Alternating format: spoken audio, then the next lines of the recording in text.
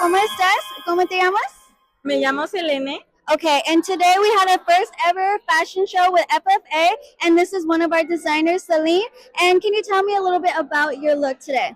My look was about the recycles because the theme was Metamorphosis. Yes. So we were thinking in before in the 70s or even before the pandemic, we used to, the fashion wasn't too fast.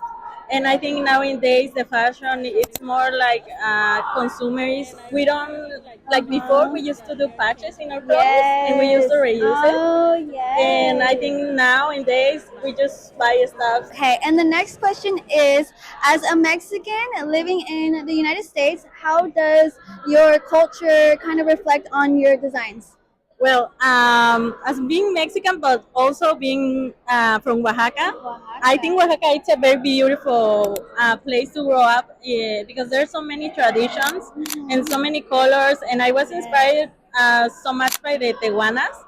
They have some dresses with encaje, Okay. and they also do so many things like naturally. Okay. They also do some colors for the clothes with natural use, like exactly. dye from maybe flowers Yes. or indigo. Stuff like that. Yeah. And they also use like Insects. to do some You heard colors. that insects Right. are also used in their designs. Right, and we mix it with other natural things and we get another color. So Okay. I think I grew up with so many like natural stuff. That's why my design was very natural. Sustainability and natural. Right. I love that. So beautiful. And you'll see clips of her design in this as well.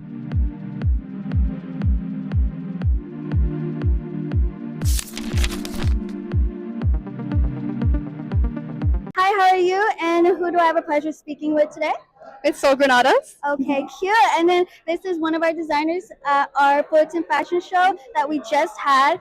And we are just asking the designers kind of what they were thinking when, designing their designs. What was your process and inspiration?